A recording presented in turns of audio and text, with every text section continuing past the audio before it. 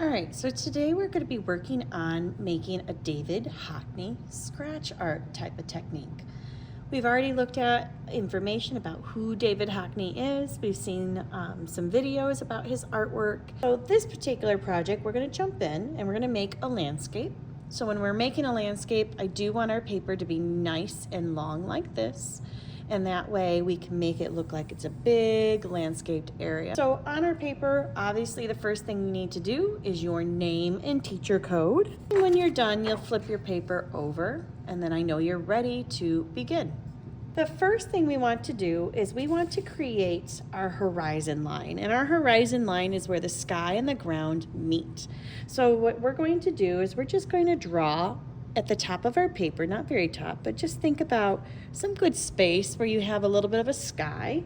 And I'm just gonna draw a line going across it. It could be wavier, it could also be straight. From here, when we look at David Hockney's landscapes, he tends to have like the horizon line way up at the top. And he does that for the purpose of showing more of the landscaped area and not really the sky. He's very into looking at the textures that you see within the ground area. So we're going to create a winding road, one that starts up at the top and then it gets bigger as it comes towards us. The reason I do it this way is because things that are way in the background are smaller, and things that are in the foreground tend to be closer, like my hand coming up to you versus my hand being far away. So you can tell what's close and far. We're going to start over on our left side of our paper here, and we're just going to create our own windy road. It gets nice and big as it comes down. So I want you to practice make a nice kind of wavy looking road. From here, we're going to make it where you can really tell that it is a winding wavy road. Not up at the very top, but like our first curve. I want you to just do a line kind of on an angle coming off of it like this. From here, you're going to go and you're going to take it to this curve like this. There's a little bit more space, right? And then you're going to get it a little bit wider away over here. See how I'm getting more space because it's coming closer to me. I'm going to make it bigger. But here, now what I'm going to do is I'm going to make it wider, wider, wider, giant wide, because it's really close to me. So this is where I am. I'm going down my road and it's getting tinier, tinier, tinier, tinier, tinier, tinier, whee, all the way like that. Awesome. So now that we've got our horizon lines, we know where the sky and the ground are. The next thing that we're going to do after having our road is we want to add in, kind of parts to our landscape, but break it up into lots of chunks. So let's see, up here, what I'm going to do is I'm just going to draw like a line like this, a chunk, and then I'm going to do maybe a kind of a curved line like this to break it up. So now I got two pieces.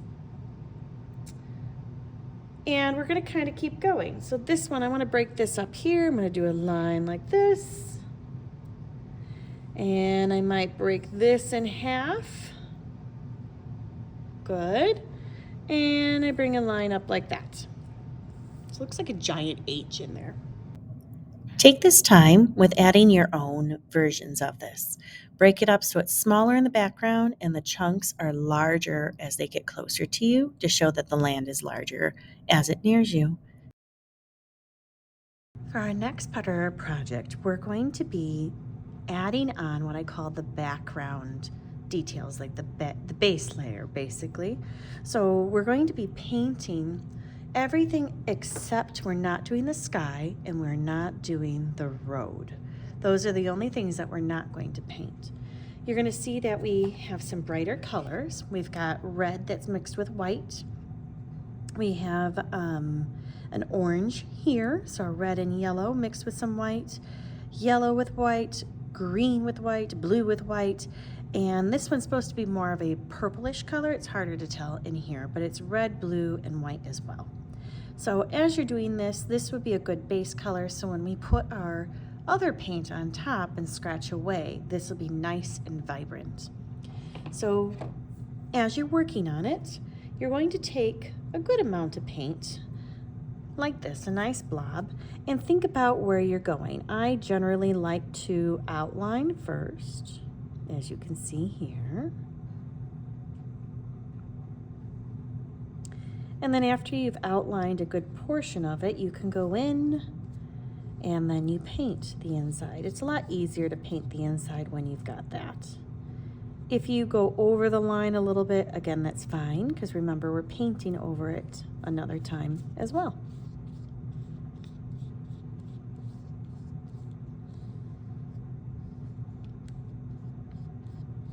Just like that. I recommend when you do this that you're going to do a few spots so that way our water doesn't get as dirty as fast, and just kind of spread it around wherever you want it to take place. Once you've chosen a few areas, I want to remind us how we use our cups and our brushes. So I'm going to push my paintbrush all the way to the bottom, and I give it a nice stir. And then I can take a look at my brush. It looks good. So I don't tap it. You wipe it on the inside, not on the outside because it'll drip all the way down your cup, but on the inside. And now I'm ready to take another color. If you like to test if your brush is nice and clean, you can always get a paper towel and you can wipe it off on there. All right, why don't you take this time to fill out the rest of